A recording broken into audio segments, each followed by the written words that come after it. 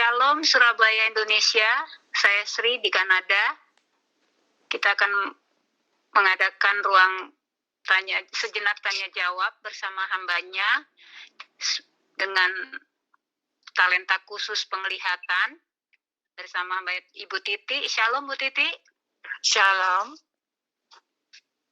Bu Titi, saya kali ini merasa bahagia sekali bertemu di udara bersama Bu Titi, hambanya.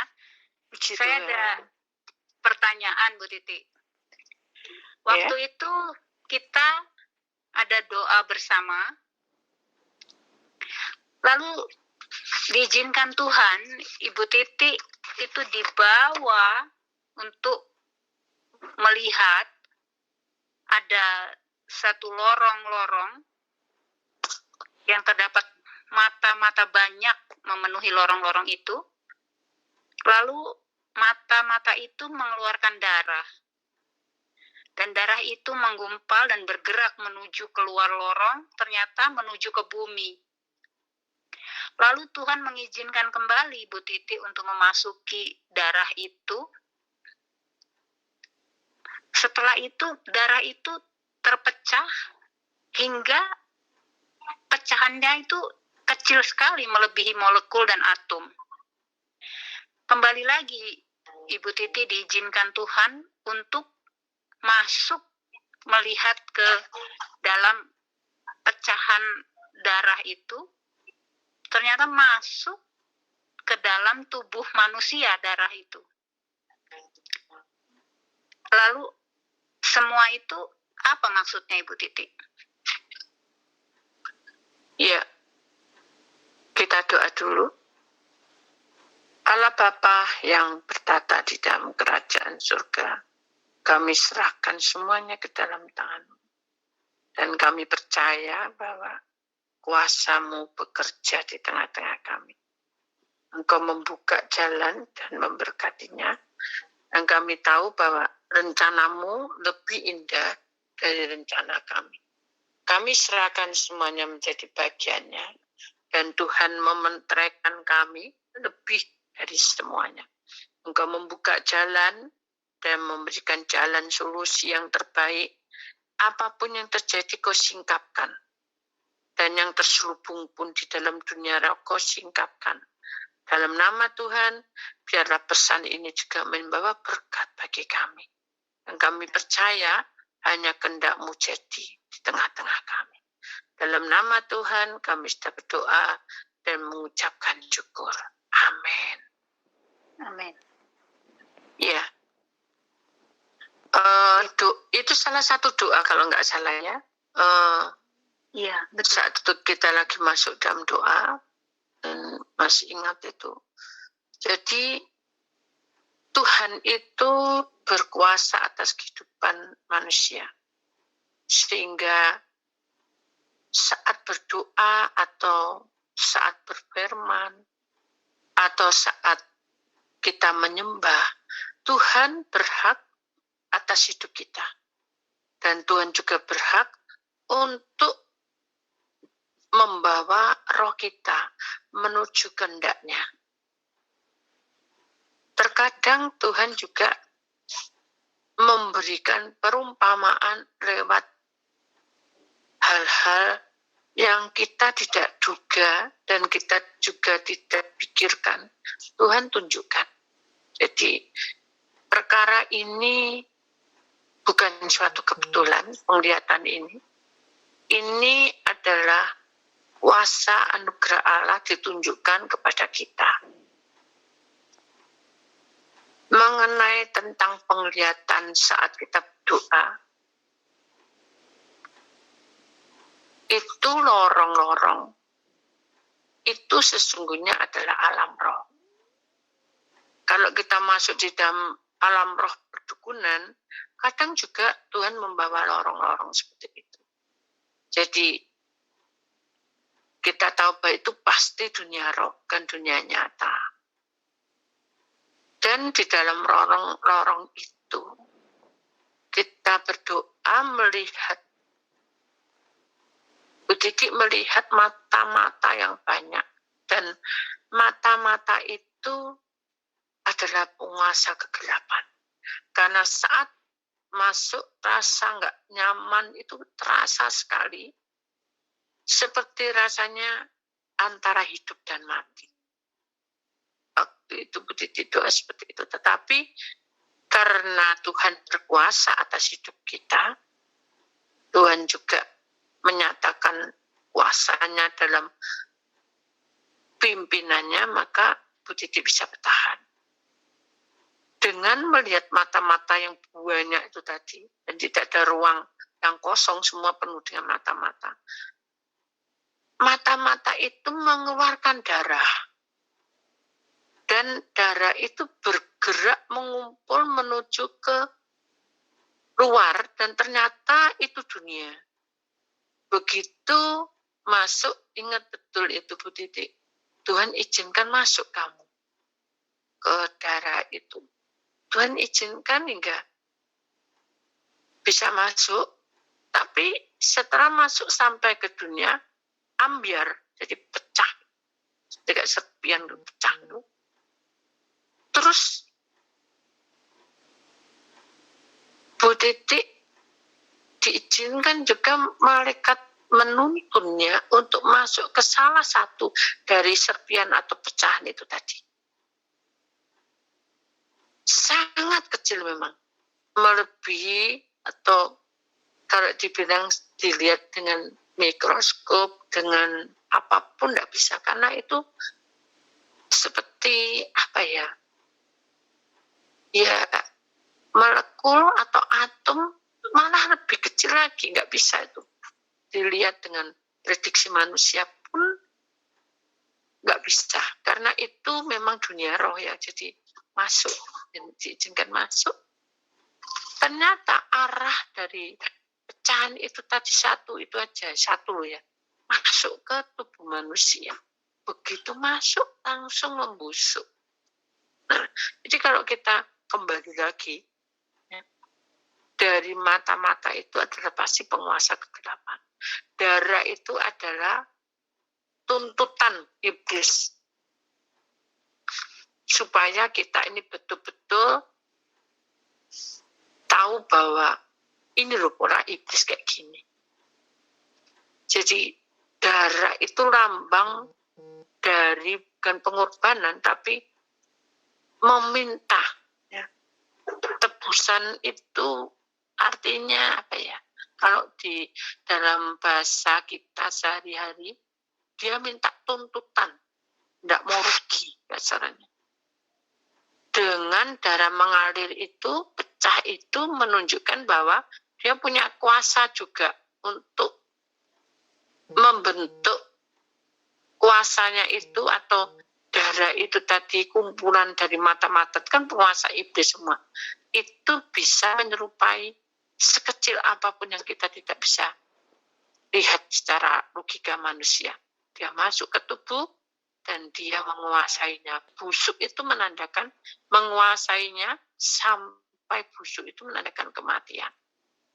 Jadi kita ingat satu firman Tuhan di dalam Yohanes 19 ayat 11. Yesus menjawab, engkau tidak mempunyai kuasa apapun terhadap aku jikalau kuasa itu tidak diberikan kepadamu dari atas. Sebab itu dia yang menyerahkan aku kepadamu lebih besar dosanya. Jadi maksudnya gini, Tuhan izinkan perkara ini terjadi karena waktu itu kan kita berdoa untuk virus ini ya, virus corona ini.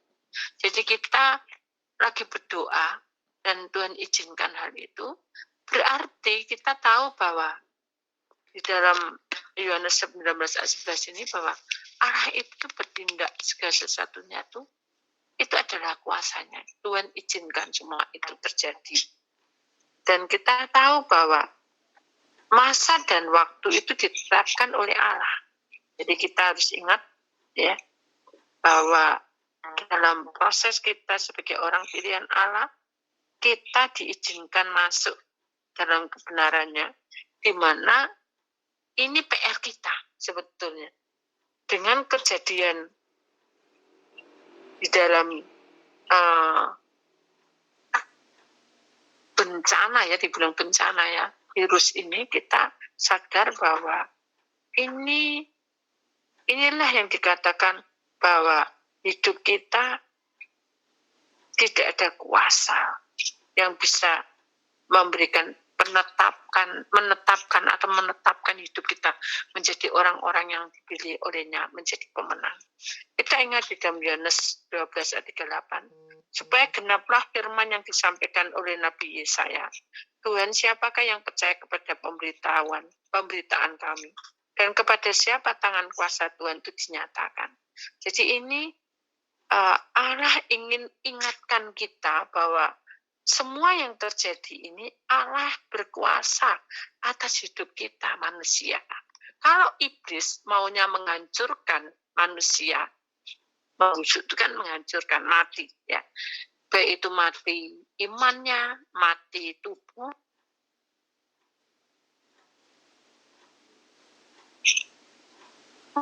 ini adalah milik Tuhan ya. Dan kita ingat dalam Kisah Rasul 1 ayat 7, jawabnya, engkau tidak perlu mengetahui masa dan waktu yang ditetapkan Bapa sendiri menurut kuasanya. Jadi kita menyadari bahwa kuasa itu akan memberikan kekuatan kepada kita. Karena Tuhan sudah memberikan mandat pada manusia bahwa kita ini adalah anak-anaknya. Kita siap untuk menghadapi kenyataan ini apa adanya. Karena kuasa itu akan menyertai kita. Dan kuasa itu akan memisahkan kita dari perkara-perkara yang tidak baik. Ya. Kenapa? Karena kasih kuasa Tuhan itu akan menyertai hidup kita. Dan iblis pun tidak akan memisahkan. Iblis pun ingin memisahkan kasih Allah itu kepada manusia. Ditunjukkan ini loh, kamu lewes tak gini, kamu mau apa? Pasti kamu tidak setia lagi sama Tuhan. Kamu pasti depresi, ekonomimu, tubuhmu, kamu dapat serangan dari aku. Itu intinya kayak gitu.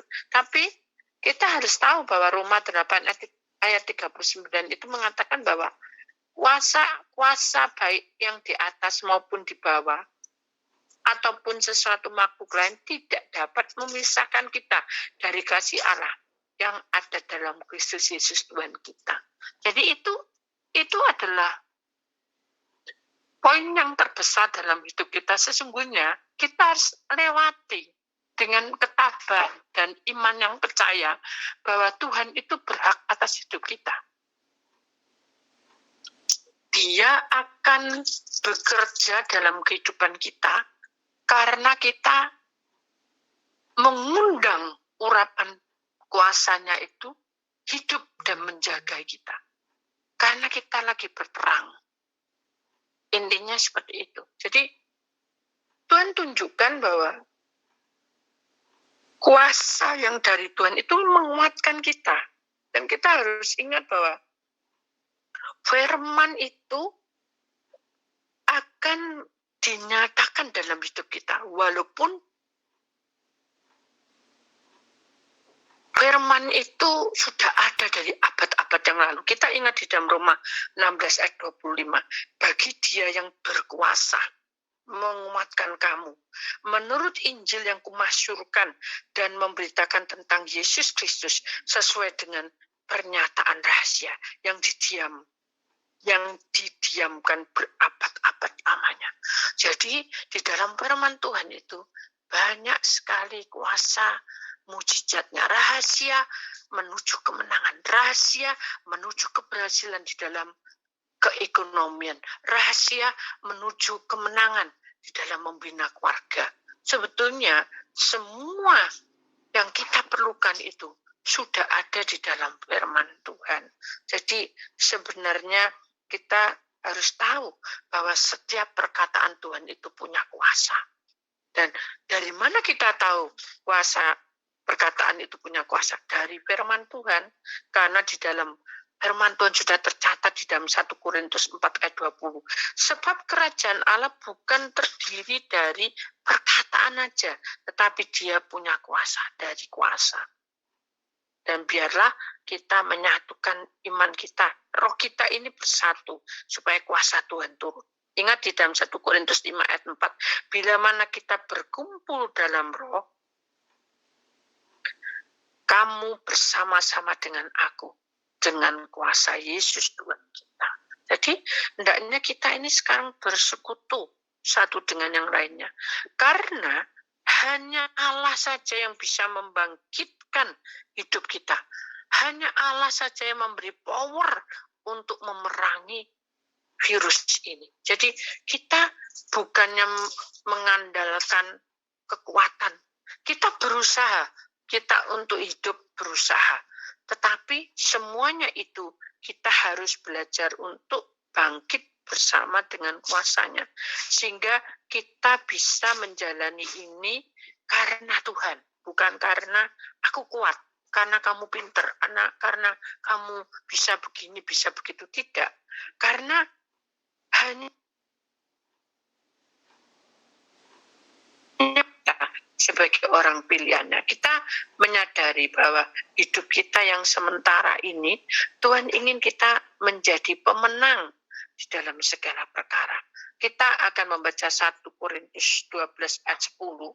Kepada yang seorang roh memberikan kuasa untuk mengadakan mujizat. Dan kepada yang lain ia memberikan karunia untuk bernubuat. Dan kepada yang lain lagi memberikan karunia untuk membedakan bermacam-macam roh.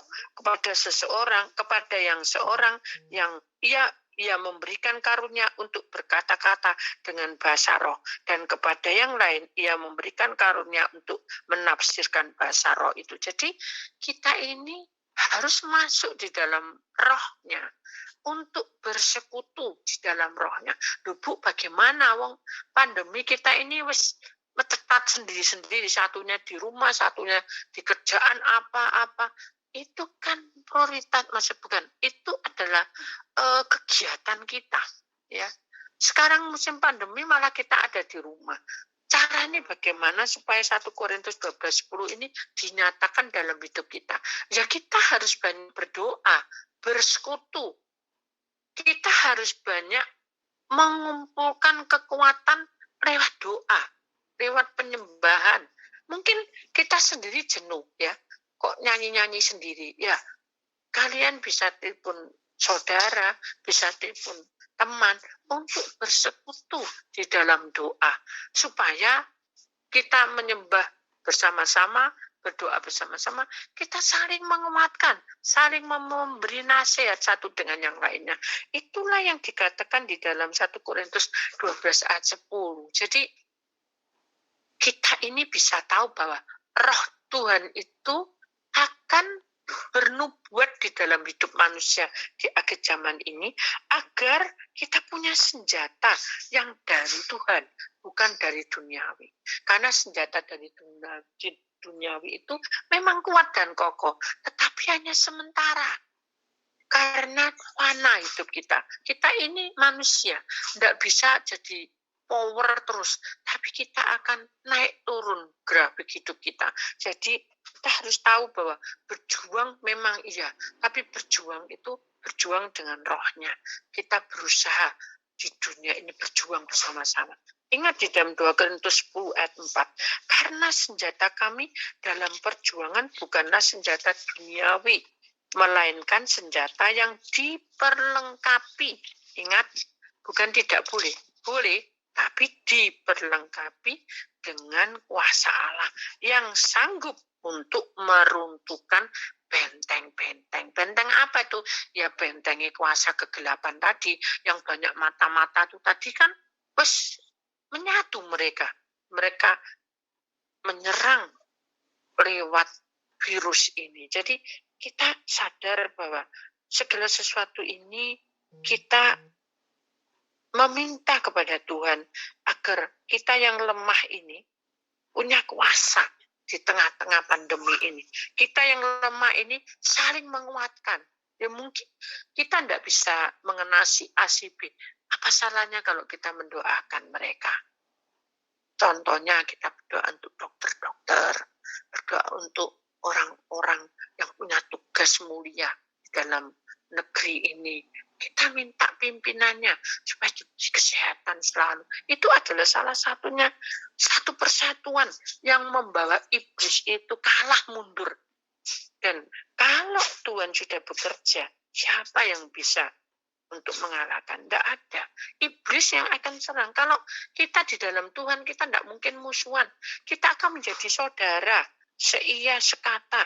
Dalam kelemahan kita ini, kita akan semakin disempurnakan. Jadi kita ingat satu firman Tuhan, 2 Korintus 12. 2 Korintus 12 ayat 9. Tetapi jawab Tuhan kepadaku, cukuplah kasih karuniaku bagimu, sebab justru dalam kelemahanlah, ingat, dalam kelemahanlah kuasaku menjadi sempurna. Sebab itu, terlebih suka aku bermegah atas kelemahanku, supaya kuasa Kristus turun menaungi aku. Jadi, mari sekarang ini kita tidak usah khawatir, tidak usah bingung. Kita hanya berdoa, menyerahkan, dan usahakan supaya kita tetap jaga kesehatan. Tetap kita itu menjalani hidup ini supaya kita berjaga-jaga. Jangan lengah, jangan ceroboh.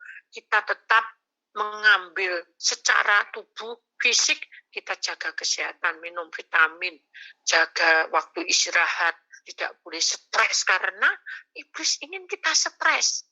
Karena virus ini membawa kita itu depresi.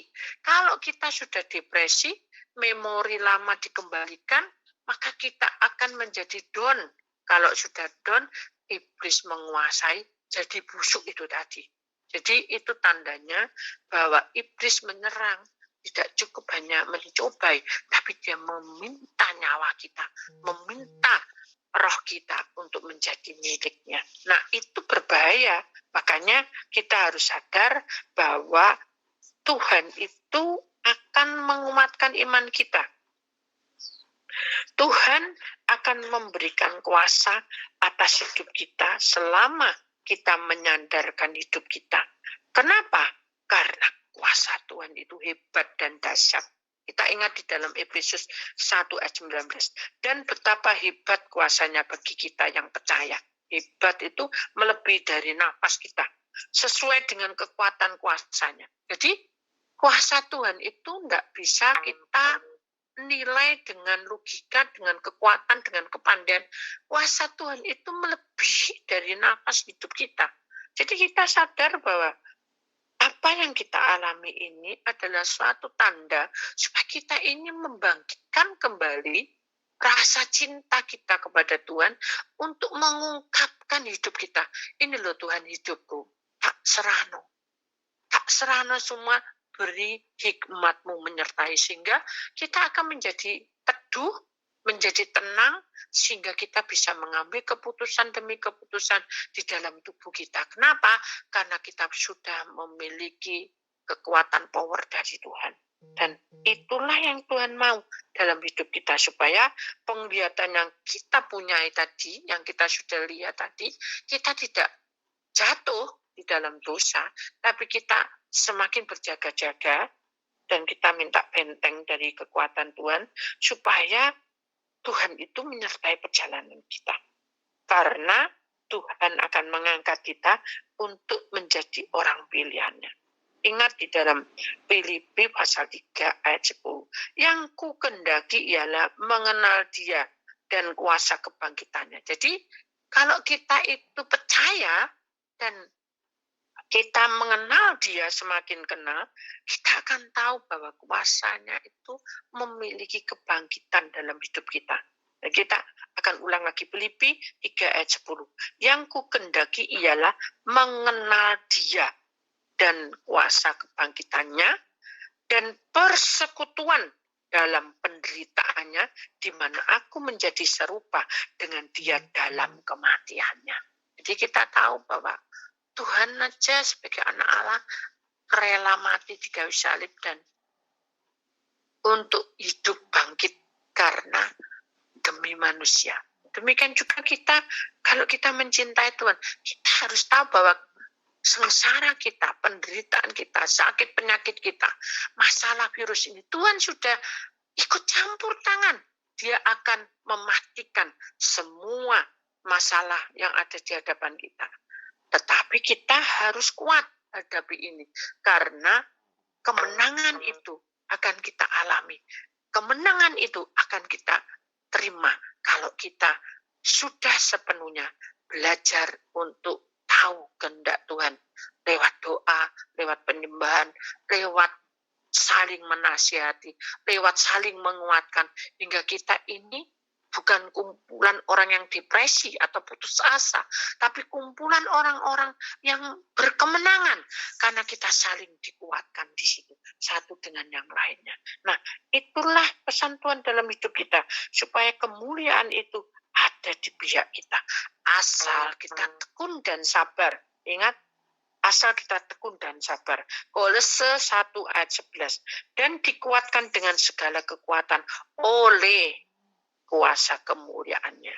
Jadi bukan oleh kekuatan kita, oleh kuasa kemuliaannya untuk menanggung segala sesuatu dengan tekun dan sabar. Nah, itulah yang kita pelajari dalam hidup kita mengenai doa dalam penglihatan tadi, Sri. Iya, terima kasih Ibu Titi.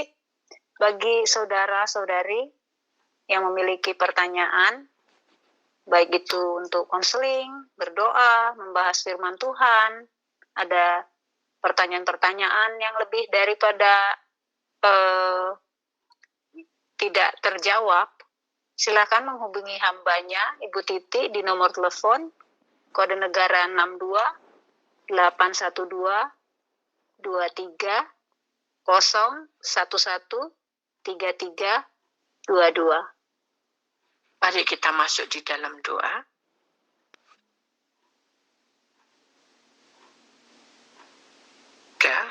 Pada hari ini kami datang menghampiri Engkau. Kami percaya bahwa Engkau bekerja di tengah-tengah kami. Engkau mengurapi kami dan memberkatinya, karena kami percayakan semua persoalan hidup kita, terutama tentang COVID ini. Virus corona ini, Tuhan, hanya Engkau yang akan memberikan tindakan dalam hidup manusia, agar manusia ini semakin hari semakin dekat dan mengenal Engkau dan selalu bersandar kepadamu, sehingga kami bisa tenang menghadapi virus corona ini. Kami percaya bahwa Tuhan berhak atas hidup manusia, Tuhan juga berhak atas langkah kita, bahkan nafas kita pun Tuhan berhak atas hidup kami. Maka itu biarkanlah tubuh roh jiwa kami akan tenang teduh di bawah kaki-Mu, sehingga kami hidup di dalam kebenaran-Mu. Dan kami percaya juga hanya di dalam nama Tuhan Yesus, mari kita akan minta menterai tanda salib dari atas nama Bapa, Putra, dan Roh Kudus. Kau menterai kami dengan kuasa darah-Mu, sehingga kemuliaan Tuhan turun dan memberkati semuanya. Dan kami sekarang ini berdoa, Tuhan, bagi orang-orang yang kena COVID, Tuhan.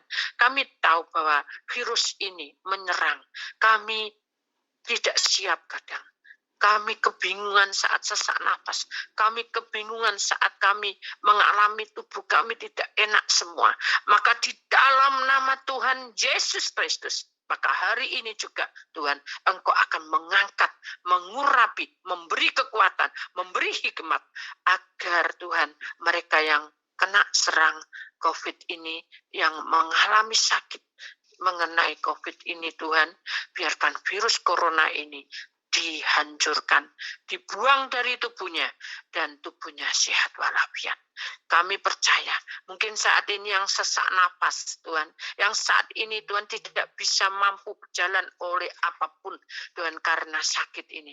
Maka di dalam nama Tuhan Yesus Kristus, maka Engkau beri Tuhan kekuatan, kirim malaikat-Mu, Tuhan, penyembuh, malaikat yang memberikan kemenangan dalam kehidupannya diri, karena beri malaikat penghibur, malaikat yang akan menyertai perjalanannya sehingga kuat untuk menghadapi semuanya ini. Kami percaya hal itu akan terjadi. Kami serahkan Tuhan yang mengalami perekonomian yang merosot sekali.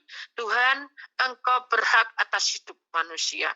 Burung di udara Kau pelihara, bunga bakung Engkau yang menenunnya.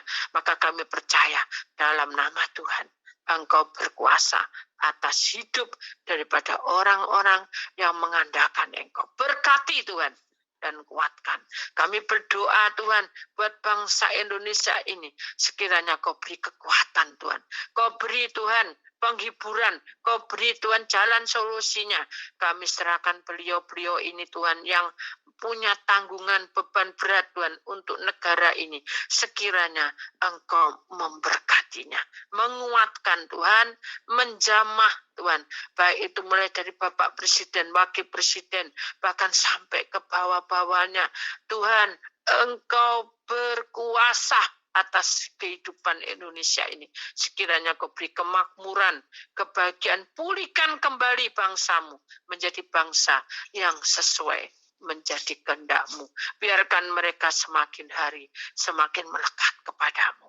Engkau selalu mengajarkan kami untuk bersaudara, saling mendoakan satu dengan yang lainnya. Kami percaya itu Tuhan. Bukan 1-2 orang lagi, tapi lebih dari 2-3 orang. Kami bersekutu di dalam nama Tuhan. Engkau ikut campur tangan. Sehingga makmur, damai, sejahtera Indonesia ada di pihak-Mu. Di dalam nama Tuhan kami sudah berdoa. Amin. Tuhan Yesus memberkati. Tuhan Yesus juga memberkati.